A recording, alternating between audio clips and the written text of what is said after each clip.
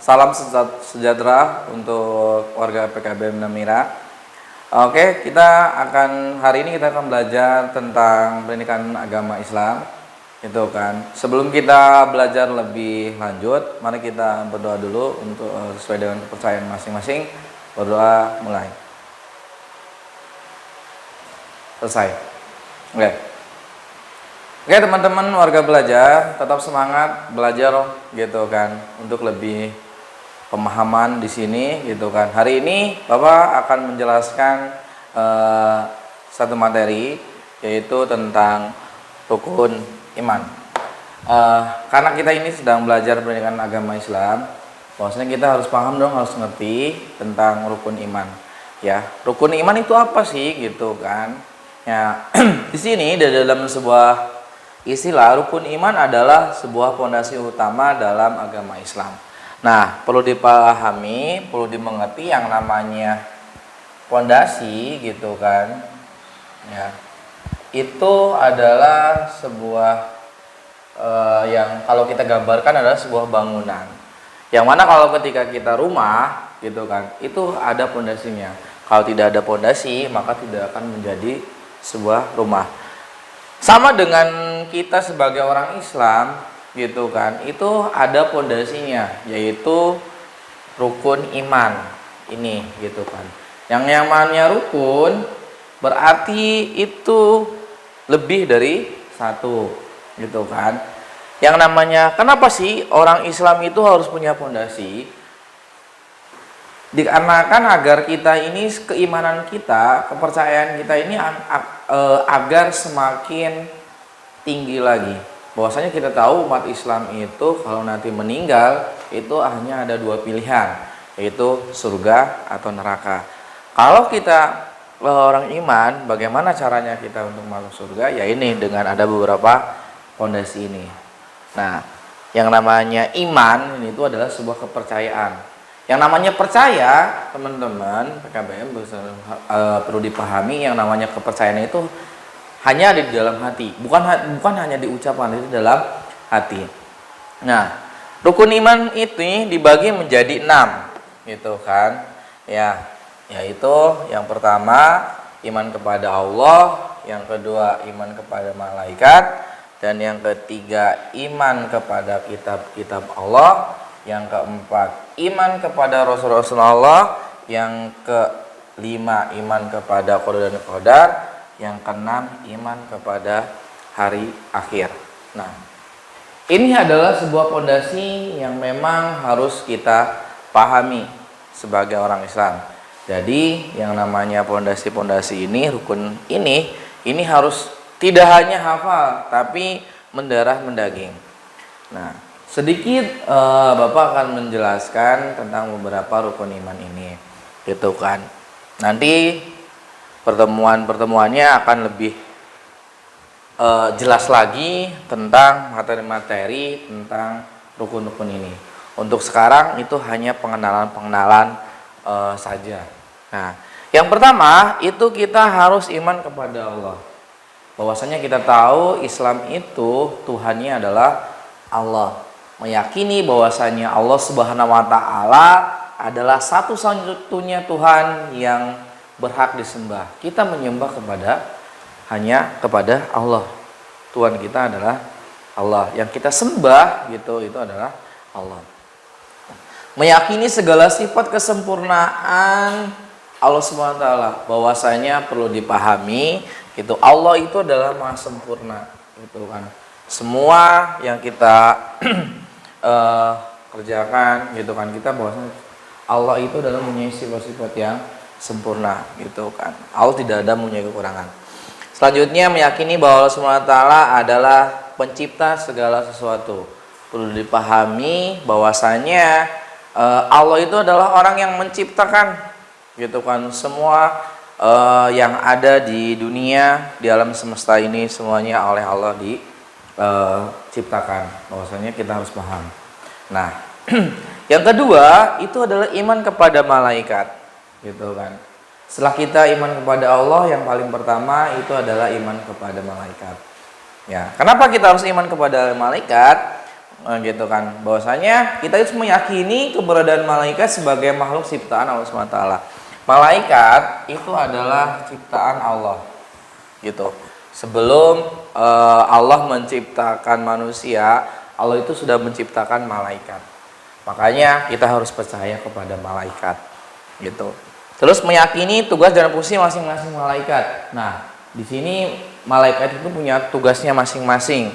Nanti lebih jelasnya kita akan kupas tuntas di pertemuan yang nanti lebih lanjut lagi, gitu kan. Terus juga meyakini bahwa malaikat adalah malaikat selalu taat kepada perintah Allah Subhanahu Wa Taala.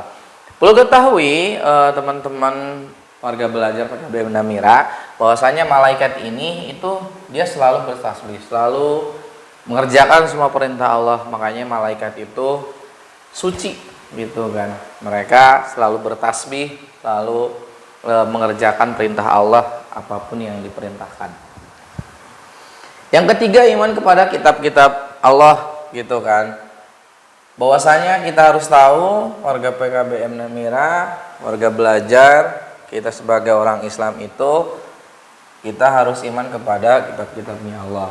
Meyakini bahwa Allah SWT menurunkan kitab-kitab suci. Jadi kitab-kitab itu sebenarnya banyak gitu kan. Ada beberapa gitu kan.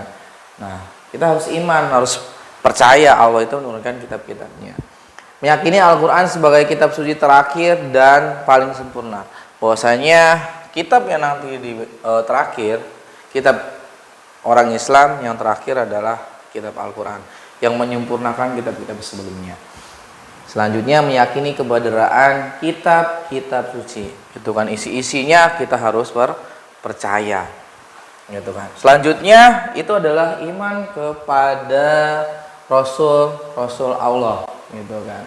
Nah, perlu dipahami bahwasanya gitu kan, kita iman kepada Rasul itu meyakini bahwa Allah SWT telah mengutus para rasul untuk menyampaikan risalahnya gitu kan. Jadi Allah itu mengutus rasul gitu kan untuk menyampaikan risalahnya. Ini peraturannya gitu kan.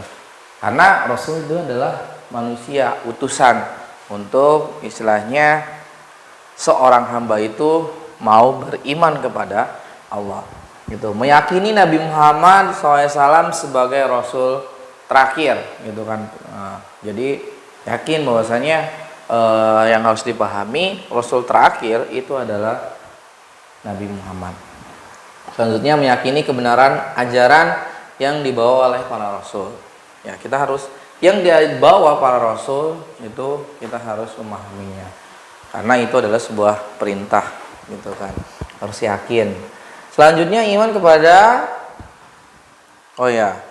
iman kepada qada dan qadar gitu kan. Bahwasanya kita harus meyakini qada dan qadar itu meyakini bahwa segala sesuatu telah ditentukan oleh Allah Subhanahu wa taala.